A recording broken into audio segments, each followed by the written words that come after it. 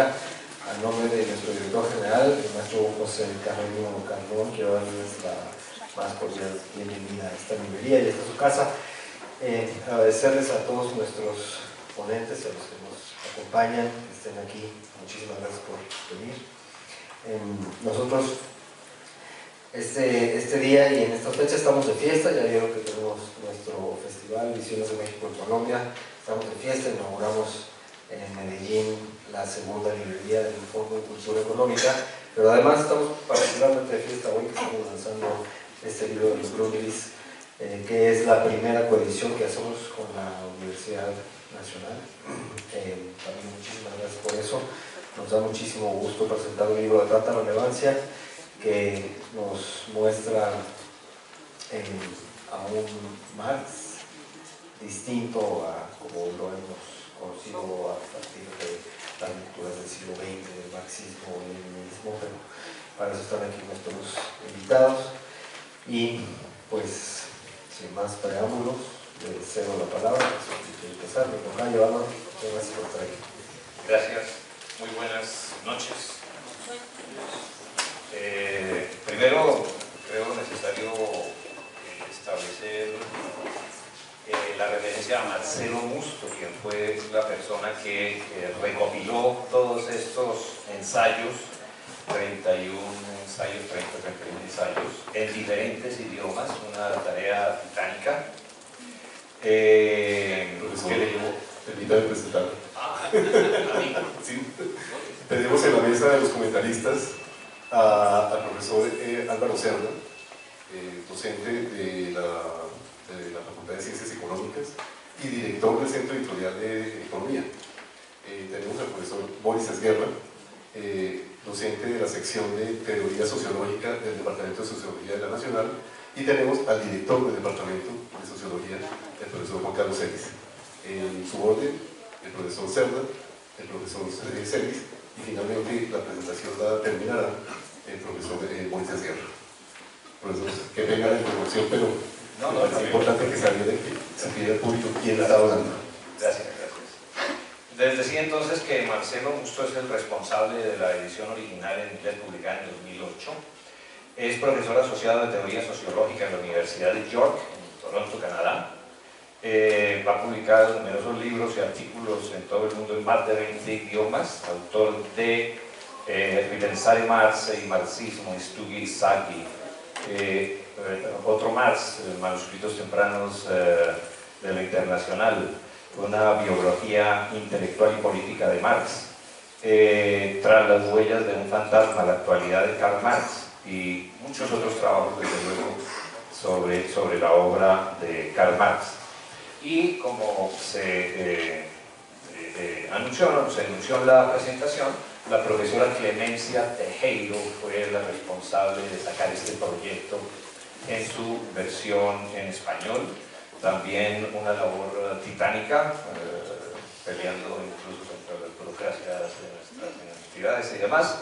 Ella es socióloga y economista, profesora asociada y coordinadora de la sección de Teoría Sociológica del Departamento de Sociología de la Universidad Nacional de Colombia, editora y coautora de los libros Creer y Poder, Emily Durkheim, Entre su tiempo y el nuestro, El pentecostalismo en Colombia, y bueno, una cantidad de obras relacionadas también con la obra de Bellers, con la obra de Marx, y editora de muchas otras publicaciones. Ella no nos pudo acompañar en el día de hoy porque está en Medellín haciendo la presentación del libro. También vale la pena hacer los reconocimientos al traductor Adriano Moreno Weinstein. ¿Iba a venir? No está aquí, no iba a venir a la presentación del libro, pero se le presentaron algunos contratiempos. Realmente también es un trabajo bastante dispendioso, de una gran calidad, y hay traducción por parte de otros traductores para el epílogo que escribió Marcelo Musto, también especialmente para esta edición en español. Entonces podríamos decir que la edición en español está mucho más desarrollada que la edición original en inglés, porque tiene estas contribuciones de los profesores del profesor Tejero, del mismo profesor Marcelo Busto, etc. El libro está dividido en 3 partes, un total de 33 capítulos, bueno, 4 partes en últimas por el epílogo que se le agregó. Una primera parte, después de la introducción de Marcelo Busto, que se refiere a las interpretaciones críticas de los Grundrisse, me dijeron que así se pronuncia, Grundrisse, en donde se recogen trabajos de varios académicos sobre qué significa esta obra de Marx, estos borradores de la crítica de la economía política, por diferentes autores, John Bellamy Foster, Moshe Boston, Christoph Lieber, Terry Carver, Enrique Dussel, bueno, todos de amplio reconocimiento por su cercanía, por su crítica, por su trabajo sobre la obra de Marx. Una segunda parte, que es bellísima, que trata sobre la contextualización, digámoslo así, de Marx en la época en que estaba escribiendo. La vida de Marx en la época de los Grundrisse, son 3 capítulos bastante bellos. Una tercera parte que ya recoge contribuciones de diferentes autores de varios países, de 12 a 32 son 21 países, que tratan de plantear cómo fue la recepción en sus países de origen de la obra de los Grundrisse, ¿no? Momento en que llegaron, pues hay varios países, pues en ese momento no nos identificaron aquí en Colombia, entonces no estamos incluidos en ese análisis de la recepción cuando fueron publicados aquí en Colombia. Y finalmente, la cuarta parte, el epílogo, que es escrito especialmente por Marcelo Busto para esta edición, como les dije, ¿no? La escritura del Capital, génesis y estructura de la crítica de la economía política de Marx. Hace un análisis que pasó después de los Grundrisse, ¿no? Ese es el contenido de ese epílogo. Bueno, como se dijo también, pues tiene una contribución de Erich Hobsbawm, quien hace la ubicación de la obra desde su perspectiva, la odisea de la publicación de los Grundrisse, ¿no? Escrito por Hobsbawm. Bueno, entonces, digamos, ese es el contenido de la obra, sus vicisitudes, y yo en esta intervención me voy a concentrar en comentarles a ustedes muy rápidamente uno de los capítulos del libro, y pues escogí el capítulo 2, que es el primero de la primera parte de análisis crítico de los contenidos de los Grundrisse. Escrito este capítulo entre Joachim Bischoff, un sociólogo alemán también muy versado en los textos de Marx, y Christoph Lieber, editor de revistas y también muy conocido, o muy conocedor más bien de la obra de Marx, y desde luego en los círculos académicos del marxismo. Entonces, ellos en su capítulo abordan el concepto de valor en la economía moderna acerca de la relación entre dinero y capital en los Grundrisse. Ese es el propósito. Lo hacen en unas 5 secciones, en donde van mirando primero la interconexión de la totalidad. Tratan de ubicar, obviamente, los escritos de los Grundrisse en la evolución del pensamiento de Marx, pues como la mayoría de los aquí presentes sabemos, son unos borradores que está escribiendo Marx en ese proceso de elaboración de su obra, en ese proceso de encontrar una forma de presentación de lo que para él ya comienza a ser la concepción total de la crítica de la economía política, que es en últimas el propósito que tiene, ¿cierto? Criticar la economía política de los clásicos, la interpretación del mundo que en su momento había sido establecida por los economistas clásicos, David Ricardo, Adam Smith, Hume, etcétera, etcétera. Y cómo entonces le da la vuelta a la manera como estos economistas interpretan la realidad, interpretan la sociedad capitalista. Entonces, lo que miran en este primer aspecto de interconexión de la totalidad,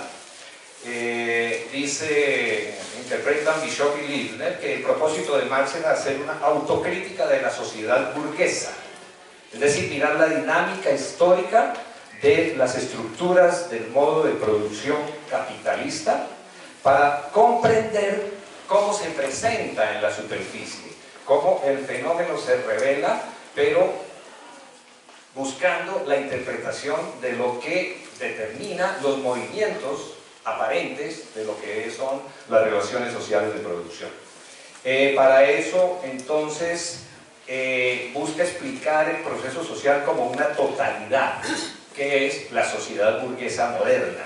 Hasta entonces, el análisis y la interpretación era la producción agrícola, la producción artesanal, la producción... Pero en su análisis lo que se propone es cómo la sociedad burguesa es una totalidad que baña, irradia y determina los comportamientos de esas diferentes formas de producción. Como un sistema orgánico, no inalterable, ¿no? Es decir, un sistema orgánico en movimiento, en transformación. La relevancia de los Grundrisse, entonces, es el carácter histórico autototalizante del modo de producción capitalista, desde la categoría del valor y cómo reconstruye esa categoría del valor. Dicen Bishop y Liebner, el boceto de Marx, que establece en sus borradores, permite llegar a una noción de la sociedad burguesa como una totalidad, cuya base, después lo escribe en las teorías de la plusvalía, es la determinación del valor como punto de partida dado por el tiempo de trabajo, ¿no? Estableciendo aquí una metáfora fisiológica, un proceso autorreproductivo en evolución que nos permite hacer la anatomía de la sociedad burguesa. En la superficie lo que vemos entonces es el mundo de mercancías autónomas. Se relacionan cosas con cosas, mercancías con mercancías, dinero con mercancías, que da origen al capital. Pero entonces, eso es el origen de la riqueza que se establece en la relación mercancía-dinero, está en el trabajo asalariado, las categorías básicas, capital y renta de la tierra, dentro de unas condiciones de competencia. Marx dice comprender esa anatomía en la superficie, es decir, la manera como se manifiesta la relación entre cosas, entre mercancías, nos permite entender no solo el modo de producción capitalista, sino también las formas precapitalistas de los modos de producción antecedentes, ¿no? La economía política entonces descubre la raíz de la lucha y el desarrollo histórico. Partir del valor generado o dado o definido por el tiempo de trabajo permite reconstruir categorías económicas en una estructura sistemática, pero no universal. No universal en el sentido de que sea inmanente, no universal en el sentido en que sea inmodificable. No ocurre en la antigüedad. Ese hecho es específico de la sociedad moderna. La tarea fundamental para la crítica, entonces, es llevar una presentación dialéctica. Pero el problema de Marx es cómo presentamos este análisis, ¿cierto? El problema del método, que en últimas es lo que viene a ser posteriormente el tomo 1 del Capital. El tomo 1 del Capital es básicamente el método. Comienza por la mercancía. ¿Cómo presentarlo entonces? Emil Grundrisse ya define a partir de la mercancía relaciones económicas de valor de cambio, valor y la forma de valor, como un cuerpo material dado en la mercancía que permite derivar el dinero y las interacciones simples entre mercancías. Entonces, a partir de la mercancía como como esa forma elemental de la riqueza burguesa, que tiene múltiples interconexiones, surge la idea de presentarlo, que habrá de corregirlo más adelante, dicen los autores. No solo determinaciones conceptuales, sino su dialéctica. Digamos que ese es el planteamiento inicial, ¿verdad? En cuanto al concepto de valor, acerca de la relación entre dinero y capital. Después pasan a analizar la producción de riqueza y las relaciones de dominación. Dice, en el centro de la simplificación de Marx, del movimiento circular de las categorías de la producción capitalista, se desarrolla la teoría de la plusvalía, proceso de trabajo, valorización, explotación, de tal manera que llega a la comprensión de la explotación como un todo, un intenso esfuerzo conceptual, dicen los autores, le significa amar, pasar, entender esa relación y desde luego lanzar una de esas categorías básicas como es la de la plusvalía. De ahí entonces deriva que antes del capitalismo las sociedades producían también excedentes de producción, ¿cierto? Con base en un excedente de trabajo y relaciones de dominación patriarcales, esclavitud, servidumbre, etc. Pero en el capitalismo se engendra sobre la base del intercambio de mercancías y dinero una relación específica de dominación, con raíz en la separación entre sociedad civil, sociedad política, Estado, como una totalidad.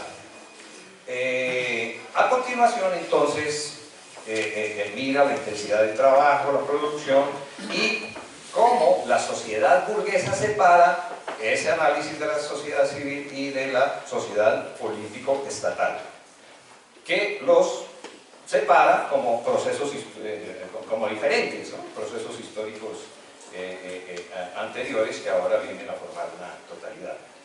Dice, en una mera relación de compra-venta, ¿no? Una relación monetaria que elimina la relación de explotación que hay a la base de las relaciones. Entonces, junto con esta explicación del modo de producción capitalista, está explicando la historia, está dando los elementos para comprender la historia, ¿no?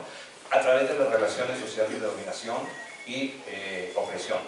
La relación salarial, entonces, dentro de unas estructuras de dependencia, parecen brotar de la naturaleza o ser una expresión objetiva de las formas de trabajo social.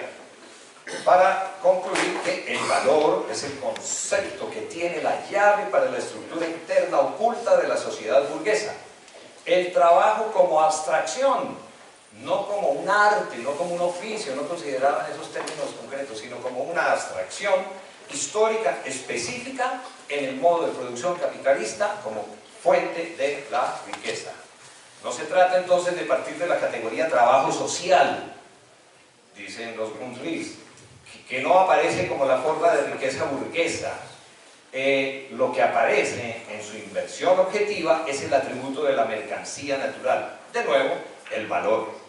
No es una relación natural entre cosas, sino la determinación del valor por el tiempo de trabajo. De donde se han generado muchos debates, ¿no? Y malentendidos. Aquí los autores hacen relación al materialismo dialéctico, al materialismo histórico, como formas de interpretar el desarrollo de la sociedad, etc. Pero las categorías centrales, fundamento de comprensión del capital y precondiciones, valor, dinero, solo sobre la base de un determinado desarrollo de la sociedad capitalista. De aquí que la crítica de la economía política tiene que comenzar con el análisis crítico de la forma elemental, mercancía, donde ya está dada la creación de valor, la totalidad objetiva por fuera de ellos mismos. Partiendo del análisis de la relación social, mercancía-valor y sus contradicciones, mercancía-dinero, desarrolla las determinaciones del concepto de capital. El tercer tema que abordan, la ley de apropiación capitalista burguesa. Los autores, en su perspectiva crítica, encuentran que aquí Marx comete un error que posteriormente va a subsanar, va a corregir, cuando iguala la primera ley de apropiación, es decir, apropiación del producto del trabajo a través del mismo trabajo, con la segunda, propiedad del trabajo ajeno como principio o como propio, que se transforma en el valor de cambio, que es entonces la otra categoría, en donde viene la separación de trabajo y propiedad como un elemento ajeno. La crítica que hace es que lo que hacen los autores es que esta separación no suministra la base para una adecuada interpretación de la inversión dialéctica de las leyes de la producción capitalista burguesa. Aquí su punto de partida es el individuo, en Marx, ¿no? Como en los Grundrisse, entonces hacen parte del individuo, sus propiedades, es transformado en poseedor de propiedad, pero es tan solo aparente y no discute los valores de cambio. Dice, sin embargo, los autores reconocen que más adelante en los mismos Grundrisse elimina esos problemas al ver la interrelación entre valor y capital. Valor como el origen del capital, ¿no? El valor es la relación supuesta por el capital mismo que da forma a la totalidad del proceso de reproducción social, para llegar así al valor como una abstracción históricamente determinada del modo de producción capitalista. Y logra la abstracción de valor histórico, ordenando la presentación sistemática de las categorías económicas: mercancía, dinero, capital, cuando se mide el capital como un sistema independiente. De tal manera que, a través de los Grundrisse, se permite ver la dificultad de hallar la solución viable por donde comenzar la crítica de la economía política, que era el problema que tenía Marx en ese momento, más adelante en el Capital, el tomo 1, etc. Apariencia versus estructura. Posteriormente, examinan la determinación del valor y la periodización histórica. Marx abre los Grundrisse con crítica a las alternativas socialistas entonces presentes y las crisis que existían en su época, y dice: no es posible superar la sociedad burguesa económica por referencia al dinero o a la circulación de dinero y crédito. No, la manera como entendemos la sociedad burguesa y la podemos superar es a través del entendimiento preciso de la estructura interna de esa sociedad, dada por la relación mercancía, valor, dinero, capital y su circulación, su rotación. Los Grundrisse entonces demuestran que, y el sentido también de la edad dorada conjurada por economistas burgueses, es pura ficción generada por la relación mercancía y dinero y la circulación de crédito, de dinero, de donde el carácter social de la producción no se manifiesta de forma inmediata, sino que lo que vemos es la relación entre cosas, la relación entre mercancías y dinero. Y ahí hace su crítica de los clásicos. Los economistas políticos clásicos no diferencian valor y formas aparentes del proceso de reproducción total del capital. No diferencia el proceso real del movimiento accidental, de donde el concepto de valor es enteramente particular de la economía más moderna, expresión más abstracta del capitalismo y de su producción. Y desarrolla entonces la producción de plusvalía relativa y la relación entre las formas simples de mercancía-dinero, el modo de producción capitalista, el sistema de reproducción total específico, que esta formación social particular dada por la relación entre el trabajo asalariado y capital. Y finalmente abordan el tema de la competencia y el concepto de valor. Señalan los autores que pocos autores comprendían en su época la estructura general de la crítica de la economía política, es decir, pocos entendieron a Marx como hoy en día pocos estudiantes. Seguimos. Una observación que hace Fresner. En Marx, la presentación abstracta de los procesos de producción y acumulación debe ser colocada de vuelta en el contexto de la vida social total. Fragmentación de la producción, fragmentación de la plusvalía en sus formas superficiales, y de esas formas en competencia, que nos determina la construcción del capitalismo hacia su totalidad.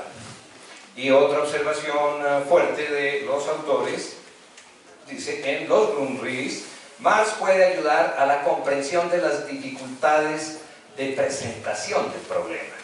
Lo que Marx debe explicar como la manera teóricamente novedosa de adelantar el proceso de producción basada en la socialización real de las relaciones de producción corresponde a la superficie de un sistema particular de regulación, sin el que es imposible imaginar cómo el modo de producción capitalista se convierte ya en una práctica real, una práctica verdadera. Entonces, por las formas simples de mercancía y dinero por una parte y de capital por otra, no en teorías del poder, es decir, la base, como ya han enfatizado suficiente, son las relaciones sociales, es ese concepto de valor. No, la explicación del capitalismo no surge de las formas de poder.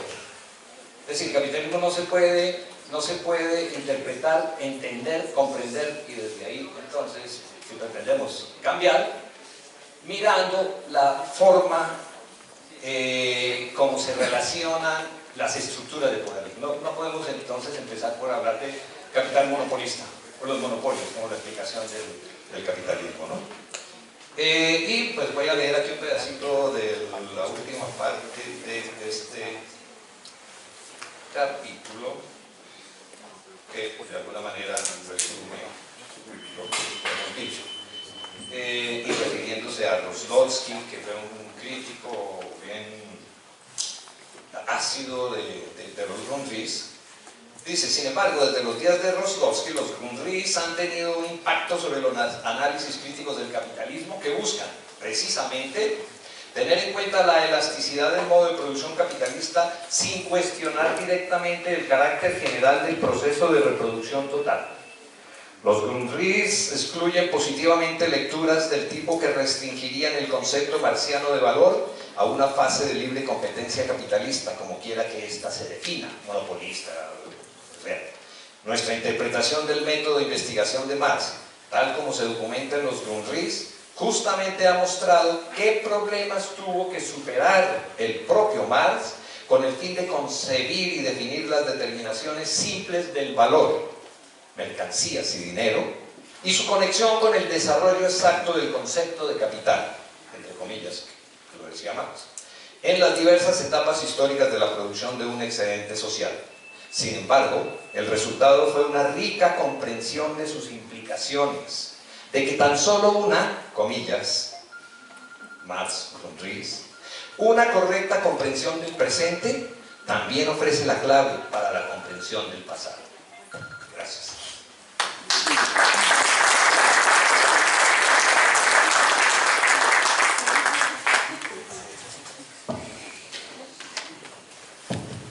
Bueno, muchas gracias a todos ustedes por la asistencia al Fondo de Cultura Económica, por habernos permitido coeditar este libro con la Facultad de Ciencias Económicas, y a la profesora Clemencia Tejero, que le dedicó esto hace casi 2 años. Nosotros conocimos a Marcelo Justo en el 2014, un evento que hicimos en el Departamento de Sociología, precisamente sobre Marx, y allá nos presentó este libro que ya había publicado antes, y pues la profesora Clemencia se comprometió, se apasionó con la idea de traducir este libro, que se ha venido traduciendo en los 10 últimos años a distintos idiomas, incluso en Irán ya se publicó, en la India, en China, está publicado en los principales idiomas. La última parte está dedicada a la recepción de los Grundrisse en los distintos idiomas, en todos los idiomas en que se han publicado los Grundrisse. Yo pues voy a dedicarme a mostrar la importancia que tienen los Grundrisse a 200 años del natalicio de Marx, especialmente para comprender la crisis del capitalismo actualmente, no solo en términos de lo que ya se ha, digamos, trasegado más por economistas, como es la crisis tendencial de la tasa de ganancias, sino en relación a la crisis ambiental y a la principal contradicción, digamos, del capitalismo actual es que, tal y como lo plantea Marx en los Grundrisse, en otros textos, pero en los Grundrisse donde más profundizan eso, a la contradicción entre un gran avance de las fuerzas productivas, el desarrollo tecnológico, el desarrollo científico y una obsolescencia de las relaciones sociales de producción, que son las relaciones de capital. A eso pues me voy a dedicar, pero antes tengo que hacer pues como un preámbulo sobre la importancia de los Grundrisse y me voy a detener en 3 capítulos que enseguida mencionaré. Lo primero es que los Grundrisse pues, fueron publicados, son un libro reciente, fueron publicados en 1939-1941. ¿Sí? Y aquí hay que destacar la labor del nuevo esfuerzo de MEGA, que MEGA es, digamos, las obras completas de Marx y Engels.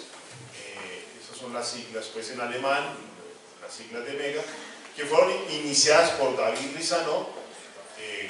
En el momento mismo de la revolución, él era parte del comité central del partido bolchevique. Lenin lo encargó de hacer las obras completas de Marx y Engels. Pero Rissanot pues tuvo una suerte bastante desafortunada, la suerte que tuvieron todos los miembros de ese primer comité central, que fue haber sido muertos por la implacable mano estalinista. Todos los mató Stalin. El único que quedó fue él, bueno, y la esposa de Lenin, pues, que no la podía tocar tampoco, y Lenin murió por otras razones, ¿sí? Pero el resto los mató Stalin, o los mandó a matar Stalin. Rissanot no lo mandó a matar, lo mandó a lo que después se conoce como los Gulag y murió en 1939. Pero Rissanot se fue a recoger los materiales de Marx y de Engels por toda Europa, especialmente en Alemania, en Inglaterra, en Francia, y empezó a hacer las primeras obras completas de Marx y Engels, pero con un carácter filológico. Es decir, estos eran manuscritos, fundamentalmente, inintendibles. La única que entendía los manuscritos de Marx era la esposa Jenny. Ella era la que efectivamente luego pasaba ese manuscrito a otro manuscrito para pasarlo, que se entendiera en las editoriales. Ella fue la que hizo ese trabajo. Hay un libro maravilloso que sacó Viejo Topo hace poco, una biografía, Amor y Capital, que es la relación entre Jenny y Marx, y esa relación amorosa y intelectual que había entre los dos. Ella es coautora también del Capital y del resto, digamos, de la obra de Marx. Rissanot se va a recoger todos estos materiales, los recoge, los deja en el instituto que se encarga de esto, que se llama así, el Instituto de Investigaciones Marx Engels, luego le agregaron Lenin. Hoy el archivo de ese instituto está en el Archivo de Historia Social y Política del Estado ruso. Ahí están también los archivos de los partidos comunistas de todo el mundo, incluido el Partido Comunista Colombiano. Hace poco se publicó un libro, Piquear el Pasado, Claude Mescla y José María Rojas, y está Miguel Eduardo Cárdenas, que ayudó a publicar ese libro en la editorial Taurus, que está la historia del Partido Socialista Revolucionario, el Partido Comunista, 1926-1932. Y este archivo se unió con el Instituto Internacional de Historia Social, que es el Instituto de Historia Social de Historia de las Izquierdas a nivel mundial más grande del mundo, que funciona en Ámsterdam, que tiene además el Museo de Historia Social. Allá hay archivos no solo de las izquierdas, de las distintas izquierdas, anarquistas, socialdemócratas, comunistas, etcétera, etcétera, de Europa, de movimientos sociales, no solo Europa, sino América Latina, de Asia, de África. Ellos dos se unieron, y se unió también la Fundación Friedrich Ebert para volver a hacer la MEGA. ¿Sí? Vuelvo y digo, Rissanot estaba haciendo una edición filológica, es decir, identificar qué era lo que Marx escribía para publicar, qué era lo que Marx escribía para él, qué eran notas de Marx. Porque recuerden que el tomo 2 y 3 del Capital fueron publicados por Engels, pues, que tampoco entendía muy bien la letra de Marx, ni cuál era totalmente el propósito de Marx. Por ejemplo, el último capítulo del Capital, la fórmula trinitaria, no es algo de un escrito de Marx para ser publicado, sino que son notas, resúmenes de Marx de la lectura de Adam Smith, sobre la teoría de clases de Adam Smith. Por lo tanto, el que tome como teoría de clases la fórmula trinitaria, como la teoría de clases de Marx, está equivocado. Esa es la teoría de clases de Adam Smith. La teoría de clases de Marx es mucho más compleja que estos tres componentes en relación estructural con la renta, con el capital, con la fuerza de trabajo. Eso es lo que ha hecho en este momento esa alianza de estas instituciones, y Marcelo Musto está al interior de ese equipo que tiene voceros de todo el mundo menos de Colombia, y que están reeditando la obra de Marx, la obra completa de Marx. ¿Sí? En este momento se está planeando unos 135 tomos, van como en el tomo 80 y tantos, ¿sí? Y esto hace como parte de ese trabajo, no es un tomo de ese trabajo, sino que son los trabajos que se hacen al margen, pero que son muy importantes para esa edición de la obra completa de Marx. O sea, vamos a poder conocer a Marx en unos 10 años. Se han venido descubriendo en los últimos 15 años nuevos textos de Marx. ¿Sí? Por ejemplo, Marx era el editorialista del New Berlin Tribune, que era el periódico más importante del mundo en el siglo XIX. En la época precisamente entre 1958 y 1970 y tantos, a Marx lo contrataban para hacer la editorial. Por supuesto, no afiguraba como autor porque era la editorial del periódico, ¿sí? Pero con técnicas de autenticación artística se ha identificado que ese es precisamente el estilo, son los conceptos de Marx los que aparecen ahí, lo que ha enriquecido esa faceta de Marx, el Marx periodista, que la Academia Soviética ocultó porque quería enfrentar a Marx meramente como un científico y no como un político. El político era Lenin, y también la interpretación que hacía ese instituto de Lenin. Por lo tanto, Marx no podía hacer análisis de coyuntura, no podía hacer análisis de historia política, y eso es lo que hoy también se está descubriendo.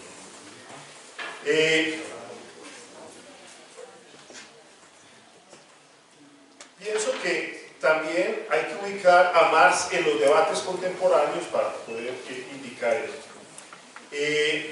Estos textos, que son manuscritos, que son para el entendimiento del propio autor, o sea, del propio Marx, o sea, para él esclarecerse los problemas, no para publicar. Son los manuscritos de 1844, que fueron publicados también en 1931. También son unos textos relativamente recientes que estuvieron muy cerca, pues, no solo los soviéticos, que no sabían qué era eso, estuvieron también cerca John Lucas, Eber Marcuse, en la publicación de esos textos. La importancia de los manuscritos económico-filosóficos, así se los tituló, no tenía títulos esos cuadernos, de 1844. Y allí la tesis sobre la alienación.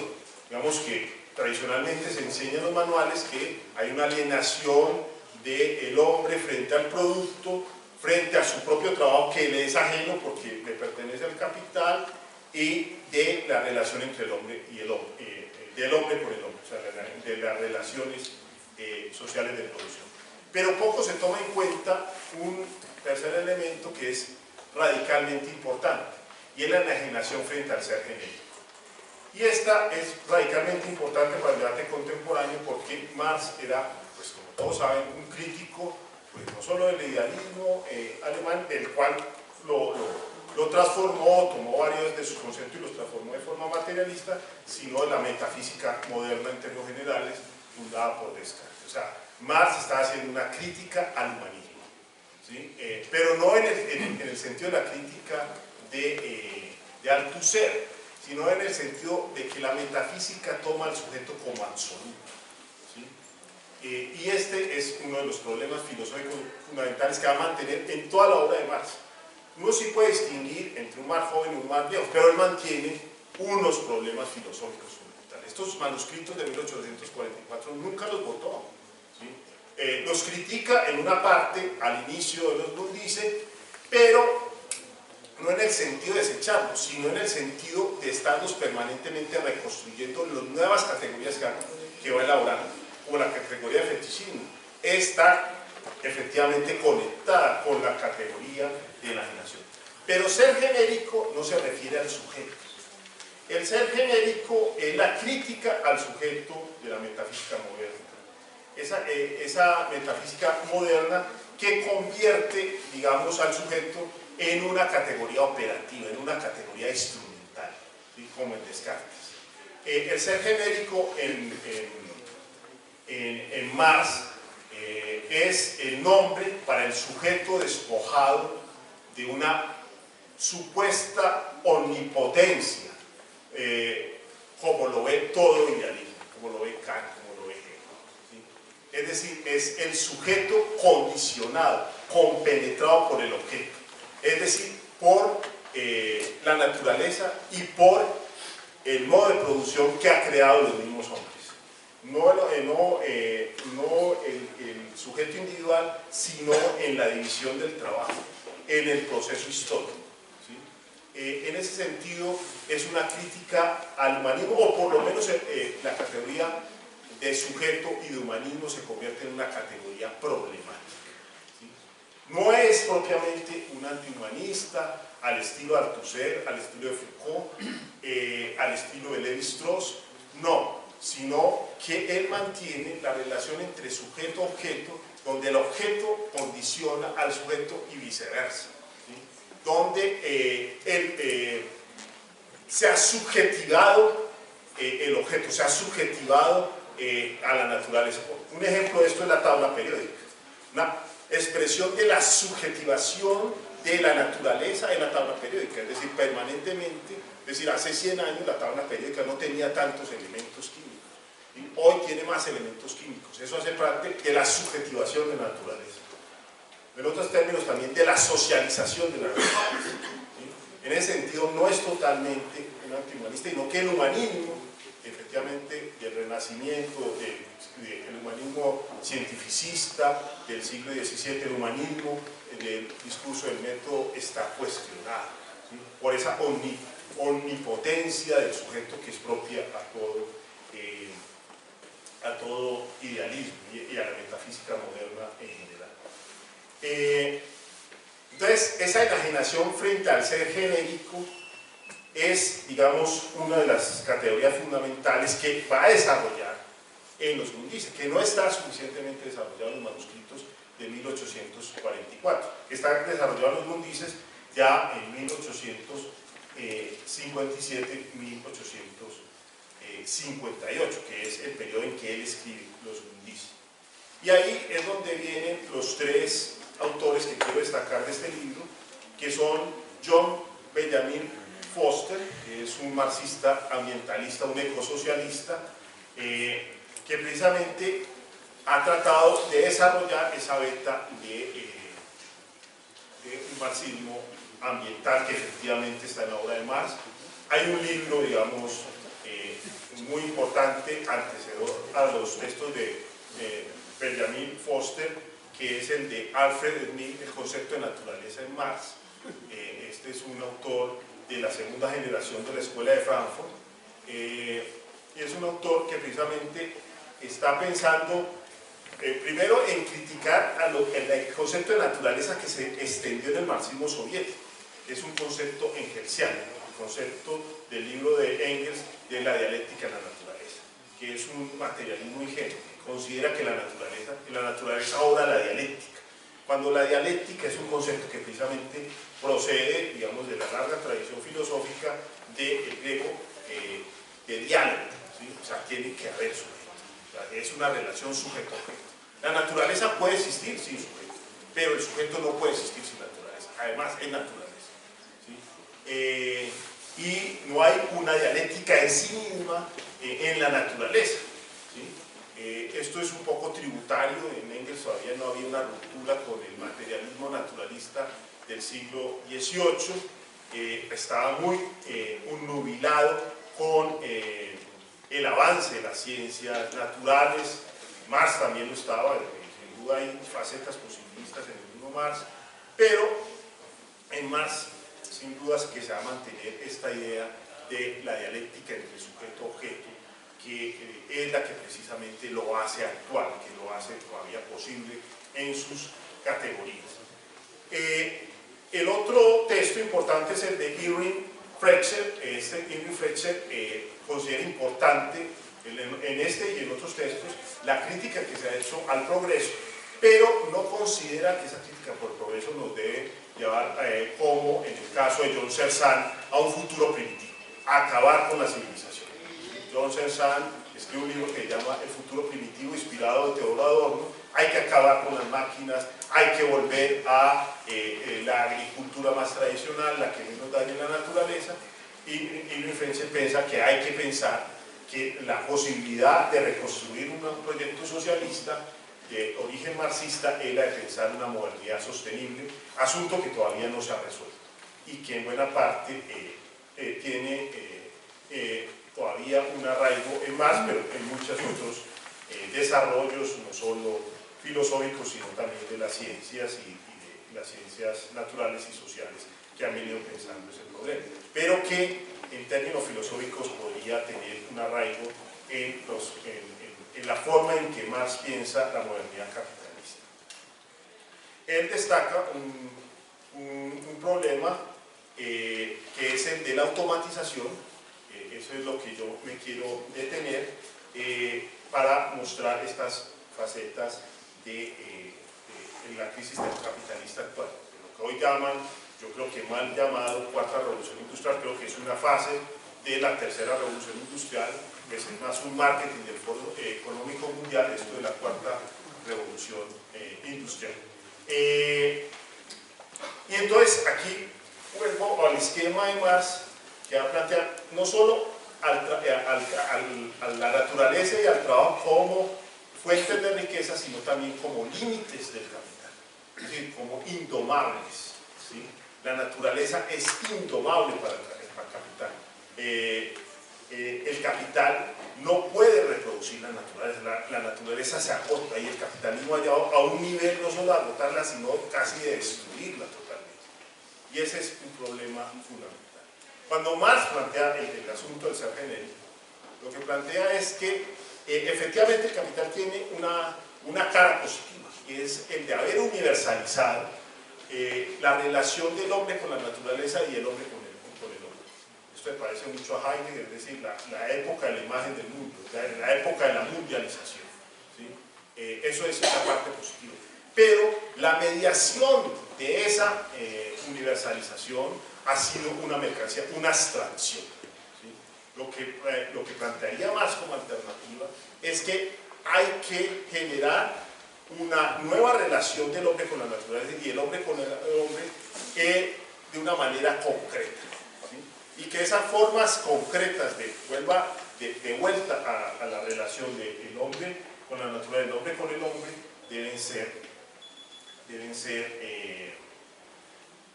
universalizadas a su vez. Esa es la interpenetración, pero ya no abstraídas, y esa abstracción donde la sociedad, los sujetos se enajenan de sí mismos, ¿sí? Esa es, digamos, como la problemática que va a plantear Marx. Por eso Marx va a plantear estas antinomias. Uno, el capital tiene límites y tiene obstáculos. Los obstáculos del capital son los mismos capitalistas. Entre los capitalistas se producen obstáculos, es la competencia, ¿sí? Pero el límite es el sujeto y es la naturaleza. El sujeto se convierte en un límite de la naturaleza. En el proceso productivo, el trabajo tiene una doble cara, una cara objetiva, que es la que produce las mercancías, y una cara subjetiva, que es donde está el ser humano, ¿sí? Donde está la creatividad, donde está la rebelión, donde está el proyecto de una sociedad alternativa. Ese es el límite. Y la naturaleza tiene también una característica límite. Y ahí es donde yo quiero destacar el último texto, que es el de Mochi Postone. Mochi Postone es un sociólogo, fue un sociólogo canadiense, que vivió entre 1942 y murió hace poco, el 19 de marzo de este año, ¿sí? Profesor de la Universidad de Chicago. Lo pretendimos traer en esa oportunidad que estuvo con nosotros Marcelo Musto. Él escribió tal vez el libro más importante en los últimos años, que ha renovado la lectura sobre los Grundrisse y sobre la obra de Marx en su conjunto, que se titula Trabajo, Tiempo y Dominación Social, que se publicó en inglés en 1993. Y Moche Postone recoge una tradición que, digamos, yo sintetizo en uno de los fragmentos de los Grundrisse, un fragmento fundamental de los Grundrisse, que se ha denominado por los obreristas italianos de la década de los 60, Rainero Pansieri, Sergio Bologna, como el fragmento automático de las máquinas. Es donde Marx, digamos, proyecta el capitalismo hacia la automatización. Es un fragmento que en el tomo 2 de la publicación en español por siglo XXI de los Grundrisse es un fragmento de 23 páginas, está exactamente entre la página 216 y la página 239. Ese fragmento, pues obviamente colocado en el conjunto de los Grundrisse, se convierte en una revelación para los nuevos marxistas que están analizando el capitalismo, digamos, en la tercera revolución industrial, en los inicios de la tercera revolución industrial en la década de los 60. ¿Sí? Me refiero pues a los obreristas italianos, donde, digamos, uno de ellos, digamos, el menos penetrante, a mi juicio, Toni Negri, va a publicar un libro ya, digamos, claramente no dialéctico, que es más allá de Marx, que es la culminación de un proceso ya de finalización de ese periodo el largo mayo del 68 italiano, que va desde el 68 hasta el 77.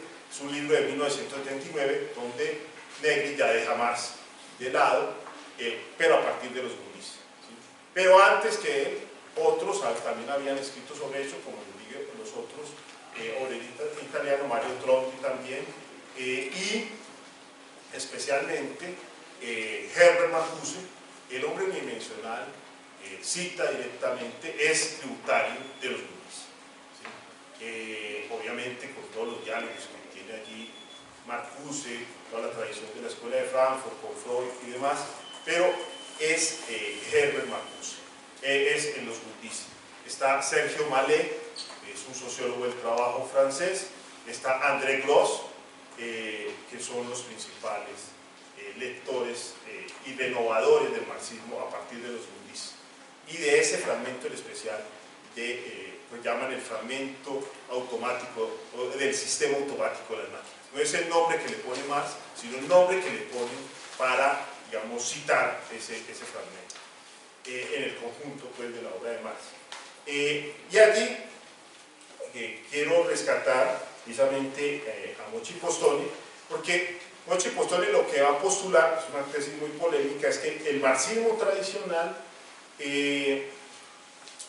o casi todo el marxismo, ha actuado con una ontologización de la categoría de trabajo, mientras que Marx había planteado, es decir, como si fuera una categoría transistor, mientras que Marx había planteado que el trabajo es una categoría del capitalismo, de la modernidad.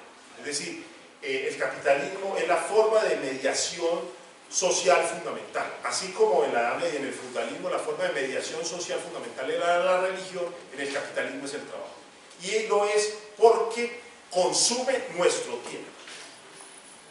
Es decir, la lucha fundamental hoy, en la tercera revolución industrial, o en la fase que llaman cuarta revolución industrial, es por el tiempo, no es tanto por los ingresos, es por el tiempo, por ganar más tiempo, por nuevas formas de vida. Y esas son las contradicciones que se ven con las nuevas subjetividades del movimiento feminista, del movimiento ambientalista, de los movimientos juveniles.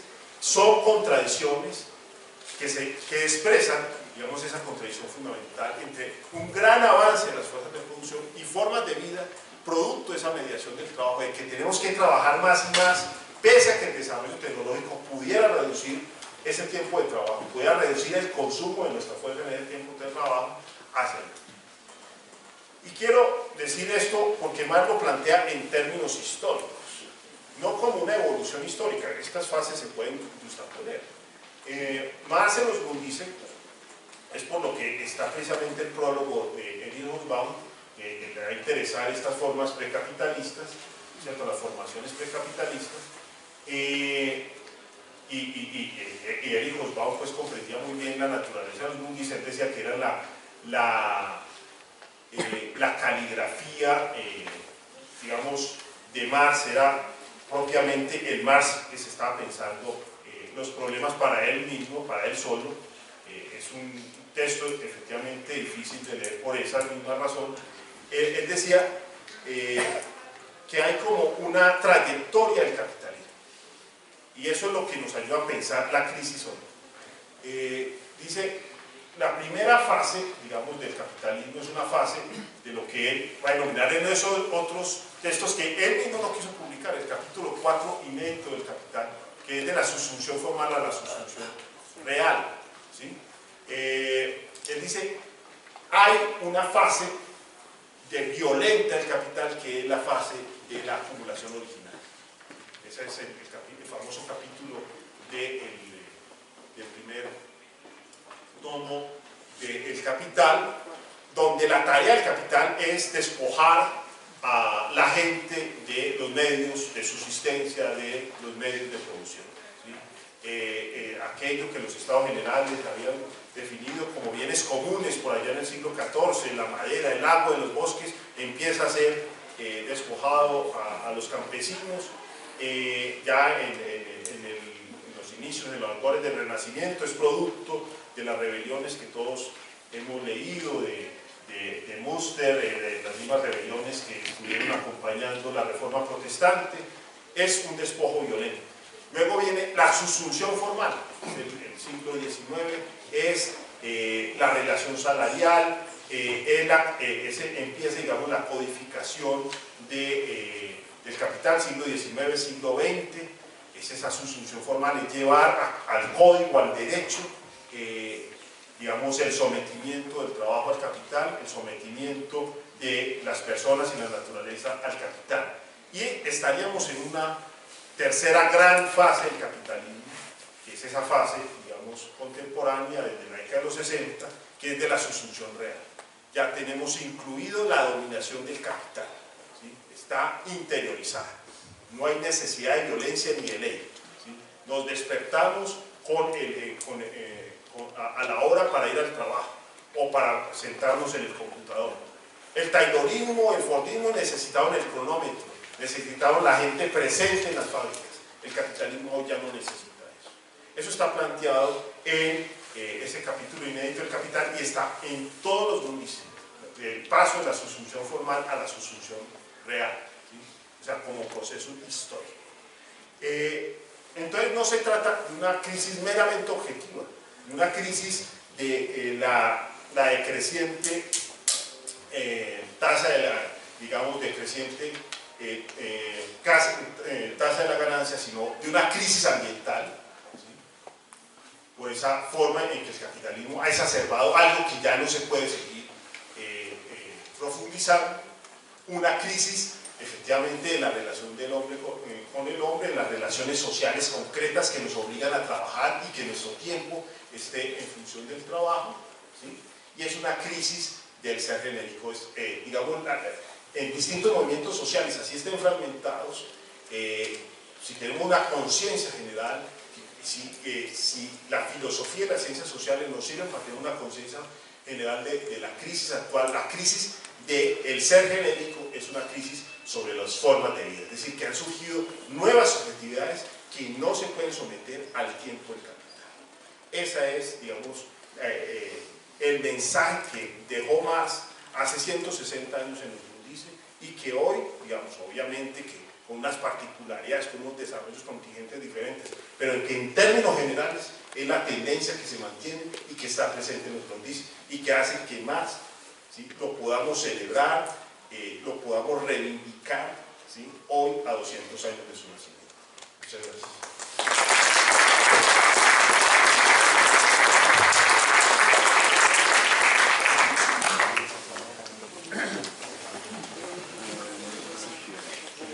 A continuación, como último interviniente, el profesor Boris Esguerra, del Departamento de Sociología de la Universidad Nacional de Colombia. Después de ello, entre las personas personas presentes realizaremos la rifa de un libro de uno de los ejemplares. Y por efecto de su asistencia a este hermoso momento de lanzamiento, está con un 20% de descuento de 80.000 pesos, lo pueden conseguir en 64.000. Los dejo con el profesor Boris Esguerra. Bueno, muchas gracias. Debo mencionar a la profesora Clemencia Tejero como directora de la sección de teorías del Departamento de Sociología de la Universidad Nacional por su dedicación plena a la factura de este libro en español y a su edición por el Fondo de Cultura. Al don Martín Infante, editor del Fondo de Desarrollo del Fondo de Cultura Económica, por recibirnos aquí en la Casa del Fondo de Bogotá. A Camilo Vaquero, editor de la Facultad de Ciencias Humanas de la Universidad Nacional de Colombia, porque sus oficios hicieron posible la existencia de esta traducción. De igual manera, al profesor Álvaro Cerda, editor de la Facultad de Economía de la Universidad Nacional de Colombia, a Juan Carlos Celis, el director del Departamento de Sociología, y una mención muy especial a Adriano Moreno, traductor del inglés al castellano del libro que hoy presentamos. Es una labor que asumo exageradamente difícil y creo que la ha hecho muy bien. Entonces, muchísimas gracias a todos. Por diferencia a mis colegas de la mesa que hicieron exposiciones tan sueltas y tan brillantes, yo que soy un poco más tímido voy a leer el texto y espero aburrirnos lo menos posible. Entonces, empiezo. Boris, si tienes que volver el micrófono ¿Así? Destápalo un poquito más y ahí sí. En un artículo publicado hace 2 años, en un libro de mi autoría, refería a las dificultades del proceso de escritura y publicación de uno de los textos más debatidos de Marx, en especial en las últimas décadas del siglo pasado, los llamados manuscritos económico-filosóficos de 1844. Señalaba, apoyándome en los biógrafos y estudiosos, las dificultades de su factura y el tortuoso camino de su publicación. El hecho es que, aunque inicialmente Marx los pensó como un texto para publicar, eso nunca ocurrió en vida de este. Fueron documentos de trabajo elaborados entre marzo y agosto de 1844, estando en París, y que alimentaron obras posteriores. Como antecedentes en la producción de Marx hallamos sobre la crítica de la filosofía hegeliana del derecho de 1843, la cuestión judía del mismo año, los cuales, con el esbozo de una crítica de la economía política de Engels del año 43 y 44, alimentaron el número único de los análisis franco-alemanes publicado en 1844. Debe señalarse también la correspondencia con Rupp de 1843, quien sería el editor del número de la revista anteriormente referida. La publicación de los manuscritos de 1844 ocurrió 88 años después de su escritura, en 1932, con 2 versiones editoriales. La primera, titulada Economía Nacional y Filosofía, y la otra, Manuscritos Económicos Filosóficos del año 1844. Mi interés era advertir en dicho texto sobre el cruce entre economía y otros temas, la concepción estructural de la sociedad presente en ellos, el carácter de relato histórico-crítico, funcional y dinámico, la anticipación de grandes temas de las ciencias sociales y la complejidad de su lectura. El texto de Marx, que ocupa al editor e investigador Marcelo Lusto y a los varios colaboradores de del libro presentado, se nomina en los medios investigativos como los Grundrisse, vale decir lineamientos. Por diferencia de los manuscritos de 1844, sobre los cuales hay una discusión sobre su inclusión en el marxismo como disciplina elaborada, de los Grundrisse nadie duda de su pertenencia a la madurez de esta. Él fue escrito en el año 1858, 14 años después de los manuscritos referidos, mediando entre ellos una amplia producción bibliográfica, toda esta de la mayor importancia, entre otros muchos textos, amén de la correspondencia, la ideología de su correspondencia, la ideología alemana de 1845, en colaboración con Engels, la Sagrada Familia del 45, también en colaboración con Engels, las tesis sobre Feuerbach del 45 y el manifiesto del Partido Comunista en el 48, también con Engels. Ante el reflujo del movimiento revolucionario, Marx se traslada a Londres en 1849, donde viviría hasta el final de sus días. Pese a la derrota de la revolución, Marx es inicialmente optimista. En Londres tiene una intensa actividad intelectual, en especial en el campo de la economía, con dedicaciones al periodismo para acceder a alguna remuneración indispensable para su supervivencia. Escribe un largo libro sobre economía y busca sin éxito un editor. En 1852 escribe el 18 Brumario de Luis Bonaparte. La pobreza es la nota dominante en su vida cotidiana. Marx se muestra optimista sobre la situación política en Europa. En agosto de 1857 estalló una gran crisis financiera internacional. Eso reafirma su optimismo. De agosto del 57 a mayo del 58 escribe los Grundrisse, lineamientos. Parcialmente paralelo a ello, había escrito unos cuadernos de extractos denominados los cuadernos de la crisis, del año 1857 y al 58. Hay que señalar, a propósito de este último escrito, que Marx tenía la costumbre de tomar extractos de lo leído y hacer anotaciones al respecto, y que este amplio trabajo alimenta otros varios cuadernos, a saber, los cuadernos de París, del año 1843 al 45, los de Bruselas, del año 1845, los de Manchester, de 1845, y los de Londres, del 50 al 53. Después de la escritura de los Grundrisse, en el año 57 y 58, Marx publicaría varios textos.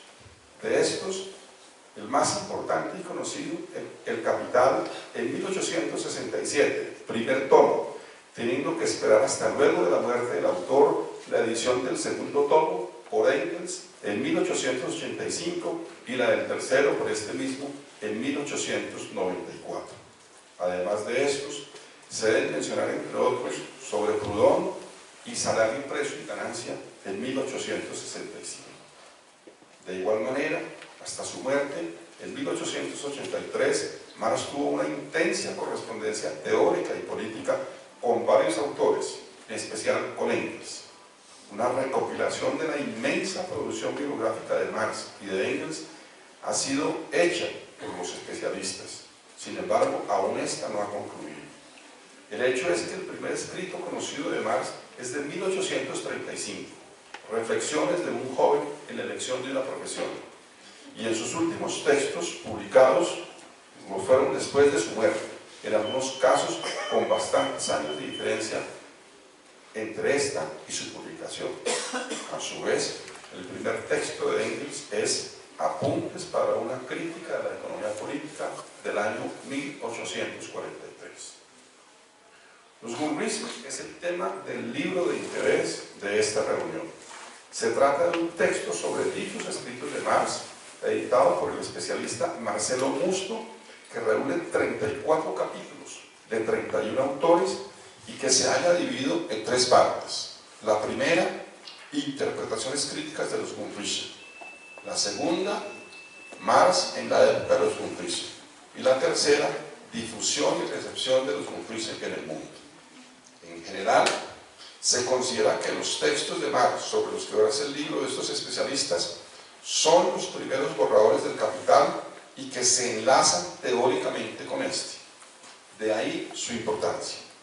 La lectura que hace el profesor Musto de la mencionada introducción de 1847 concluye que en ella se reafirma la especificidad histórica del capitalismo y de sus relaciones sociales, la consideración de la producción, distribución, intercambio y consumo como totalidad en la cual la producción domina sobre las otras partes, la utilización de un método histórico abstracto en la construcción del conocimiento y finalmente la desigual relación entre las relaciones de producción y la vida intelectual. El libro de Marx solo fue publicado en el original alemán en 1939-1941, con una reimpresión en 1953, pero no como parte de la edición de las obras completas de Marx Engels publicadas en Moscú en dicha época. Luego de dicha reimpresión, él fue empezando a conocerse paulatinamente en el mundo a través de diversas ediciones y traducciones, en especial con los cambios en el movimiento comunista internacional de los años 50. Los Grundrisse se componen de 8 cuadernos. El primero está definido como introducción. Los 7 restantes versan sobre el dinero y el capital, con elaboraciones sobre sobre la producción, circulación, plusvalor y el llamado formaciones económicas precapitalistas. Para esta presentación del libro escrito por varios especialistas, editado por el profesor Musto, sobre el texto de Marx, en la edición en lengua castellana aquí en Bogotá, los asistentes a esta mesa, y dada su extensión, acordamos referirnos cada uno a un tema específico de acuerdo a los intereses propios.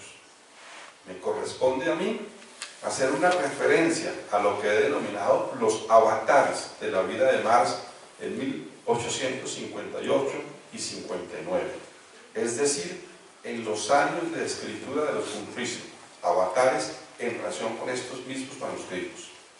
Esta referencia se basa en la parte 1, capítulo 1, Historia, Producción y Método, en la introducción del 57, y en la parte 2, capítulo 9, denominado La vida de Marx en la época de los Grundrisse, notas biográficas del 57 al 58, ambos del editor mencionado. Esta referencia será iluminada, en mi caso, por la sociología del conocimiento, tal como ha sido desarrollada en los últimos decenios, desarrollo que, sin olvidar el legado de Marx, antes bien, reafirmándolo, problematiza el proceso de producción intelectual, advirtiendo la extrema complejidad de este y su vínculo, no directo, sino con muchas mediaciones, con el contexto social en donde él se da. Para tal efecto, me apoyo en los desarrollos de la disciplina hecha por el profesor Randall Collins. Para Randall Collins es necesario superar, es decir, valorar críticamente algunas posturas noxiológicas que han hecho carrera en algunos círculos intelectuales, partiendo de la constatación de que la vida intelectual está hecha antes que nada de conflictos y de desacuerdos, se oponen a las siguientes afirmaciones que son lugares comunes. Una, las ideas engendran ideas. Collins señala, los pensadores no preceden a la comunicación, sino que el proceso creativo crea a los pensadores como nódulos del mismo proceso. 2. Los individuos engendran ideas, a lo cual responden: pensar consiste en hacer siempre coaliciones en la mente, interiorizadas a partir de redes sociales, motivadas por las energías emocionales de las interacciones sociales. 3. La cultura se engendra a sí misma, pero argumenta: no hay ninguna prueba concluyente de que la cultura sea autónoma. 4. Todo es un fluido. Es imposible fijar los contornos o afilar concepto explicatorio alguno, pero, dice el autor, el desenmascaramiento se ha vuelto contra sí mismo. Las ideas no pueden ser explicadas por lo social porque nada puede ser explicado por nada, principalmente por el que el hecho mismo de fijar límites y tratarlos como a cosas resulta también socavado por el desenmascaramiento.